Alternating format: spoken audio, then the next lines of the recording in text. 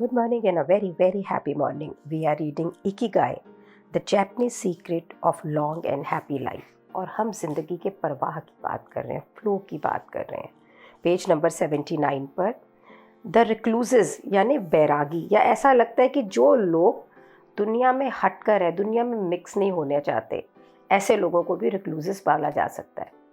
तो राइटर कहता है ऐसा नहीं है कि सिर्फ जापानीज़ हैं जिनके अंदर ये कैपेसिटी है कि वो आर्टिस्ट हैं या साइंटिस्ट बने. पूरी दुनिया में ऐसे लोग हैं जिनके पास में बहुत ही स्ट्रॉन्ग और क्लियर जीने का मकसद है, इकिगाई है.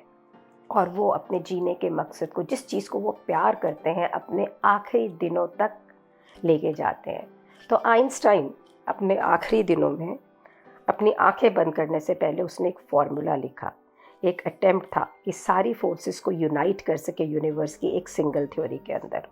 और जब उसकी डेथ हुई तो वो तब भी वो कर रहा था जिसको वो प्यार करता है. अगर वो फिजिस्ट नहीं होता तो वो म्यूजिशियन होता. जब वो फोकस्ड नहीं था फिज़िक्स के ऊपर या मैथ्स के ऊपर, वो वायलिन बजाया करता था और एक फ्लो की, प्रवाह की ऐसी अवस्था पे पहुंचता था जहाँ वर्किंग अपने फार्मूला करने हो या म्यूज़िक जो सुनना हो, तो उसके पास उसके जीवन के दो मकसद थे. एक म्यूज़िक, वायलिन बजाना, और एक फिज़िक्स एंड मैथ्स. और इन दोनों इकिगाइस ने उसको एंडलेस प्लेजर्स, अबंडेंस क्रिएट करके दिया. And was most of the time very happy.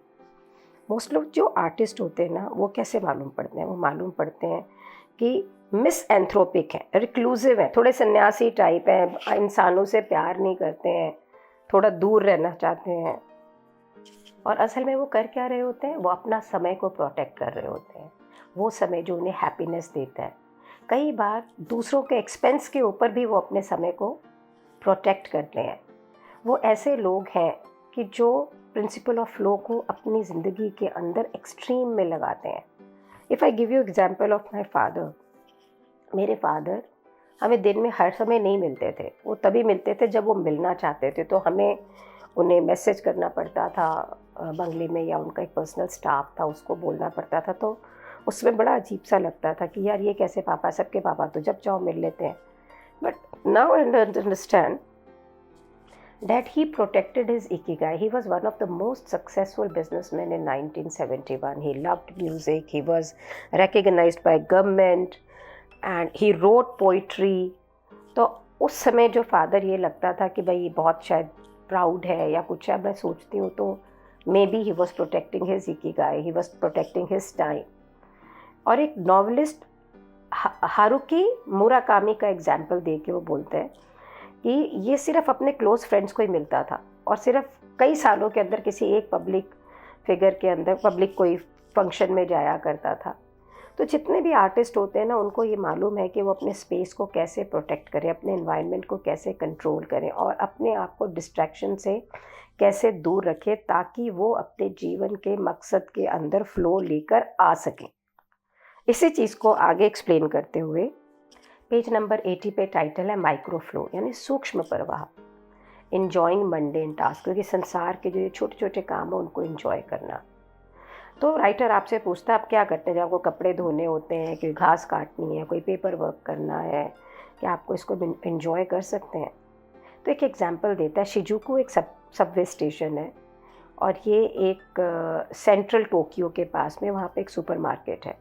वो अभी भी जो लिफ्ट्स के अंदर ऑपरेट करते हैं उनको एम्प्लॉय करती है. और कोई भी अगर आएगा तो वहाँ पर कोई दरवाज़ा खोलेगा, अंदर लेगा, बोइंग होएगी, वो सलाम ठोकेगी. और अगर आप पता करोगे कि भाई ये क्या है, क्यों अभी भी क्या, क्योंकि अब तो कोई एलिवेटर्स में रहता नहीं लोग, तो वो ये कहेंगे कि ये जो एलिवेटर ऑपरेटर है ये 2004 से यही काम कर रही है. She is always smiling, enthusiastic about her work. और ये 2004 से एक ही काम कर रही है, तो ये अपने काम को एंजॉय कैसे करती है? क्या ये बोर नहीं होती है रेपिटेटिव करने पे लिए? तो राइटर कहता है मैंने बहुत क्लोजली उसको देखा तो मुझे पता लगा कि वो सिर्फ पुशिंग द बटन नहीं कर रही कि बटन दबा के ऊपर नीचे जा रही है. वहाँ पे पूरी performance of whole sequent moments है. She begins by greeting the customers, पहले उनको नमस्ते करती है. फिर बिल्कुल एक म्यूज़िक लाइक सिचुएशन होती है जिसके अंदर वो झुकती है, उन्हें वेलकम करती है हैंड से वेव करके. फिर वो उसके एलिवेटर के बटन्स को प्रेस करती है ग्रेसफुल मूवमेंट के साथ, और फिर एक क्लाइंट को ऑफ़र करती है चाय भी। तो इसे वो कहते हैं कि माइक्रो फ्लो है। तो we have all been bored in a class, कि हम कभी क्लास में बोर हो जाते हैं, कॉन्फ्रेंस में बोर हो जाते हैं, तो हम डूडलिंग अपने पेन से ना चिक चिक चिक चिक लिखना चालू कर देते हैं, डूडलिंग करनी चालू कर देते हैं। हम वॉल पेंट करनी तो विस्लिंग करनी चालू कर देंगे।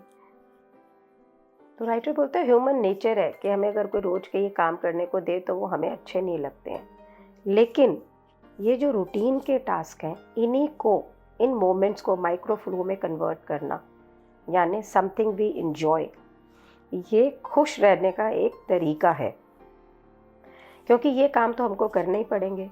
तो बिल गेट्स का एग्जाम्पल देके कहता है कि बिल गेट्स भी रोज़ रात को अपने बर्तन खुद धोता था और बड़ा इन्जॉय करता था उसको।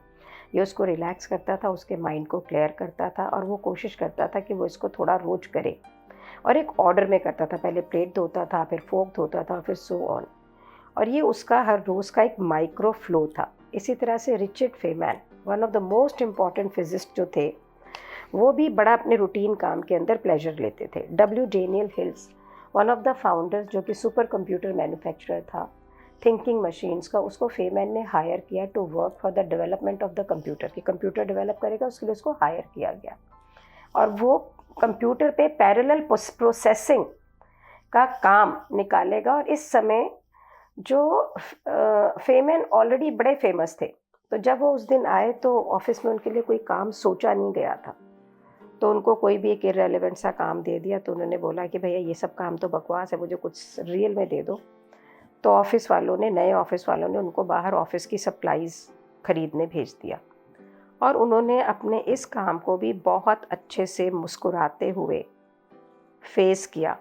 जब भी उनके पास कुछ इम्पोर्टेंट करने को नहीं होता था और उनको अपने माइंड को रेस्ट करना होता था, तो फेमैन भी अपने आप को माइक्रो फ्लोइंग के अंदर इन्वॉल्व करते थे, डेडिकेट करते थे। जैसे कि कोई पेंटिंग द ऑफिस वॉल ही कर लिया। Weeks later, after visiting the Thinking Machines office, the group of investors declares that you have a Nobel, laureate in their painting walls and soldering circuits. Means he was a Nobel Prize winner. और वो भी अपनी micro flow के लिए wall कर देता था, कोई सोल्डरिंग कर देता था चीज़ों को। So what is writer trying to tell us here? Writer is trying to tell us कि हर चीज़ के अंदर फ्लो लाया जा सकता है एवरीडे लाइफ में। सो अगर आपको कुछ काम ऐसे करने हैं जो आपको बिल्कुल पसंद नहीं है, और करने तो पड़ेंगे, so then try to bring micro flow there like everybody has done. I have tried it many times in my life. इसको बुद्धा कहते हैं, जो मेरे गुरु हैं वो ये कहते हैं, accepting the situation as it is. Situation को गले से लगाना, किसी प्रकार की भी रेजिस्टेंस नहीं रखना। तब किसी भी प्रकार की रेजिस्टेंस नहीं होती है ना, तो अपने आप ही फ्लो आ जाता है। So let's practise today how to bring micro flow into our life. कौन कौन सी ऐसी चीज़ें हैं जो हमें नहीं पसंद है, and still we can bring it to flow and enjoy life. Thank you so much for being in my life. आपकी वजह से मेरी ज़िंदगी में भी फ्लो आ रहा है। Thank you so much.